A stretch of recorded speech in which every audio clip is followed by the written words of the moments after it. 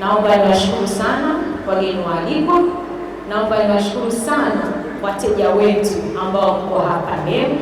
Naomba niwashukuru sana sana sana wateja wetu ambao tunatarajia kuwa na nyinyi baada ya hii branch kuanza kazi rasmi. Ya kwamba Equity Bank imeendelea kusogeza huduma karibu na wateja wetu na kuhakikisha kwamba kila mahali ambapo wateja wetu wanahitaji huduma za kifedha, Equity Bank Tanzania tunakuwepo.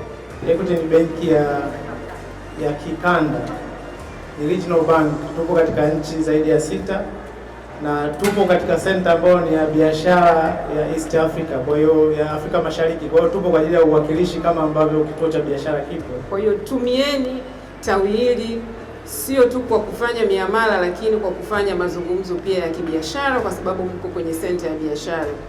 Baada ya kusema hayo, niwashukuru sana ambao mmepata nafasi ya kuhudhuria, na niwakaribishe sana kwenye tawi letu la Ubungo. Sisi uongozi wa benki tunaendelea kuhakikisha kwamba tunasogeza huduma karibu yenu, na tunaendelea kuwa wabunifu kuhakikisha kwamba tunaweka mchango mkubwa katika kukuza biashara nchini.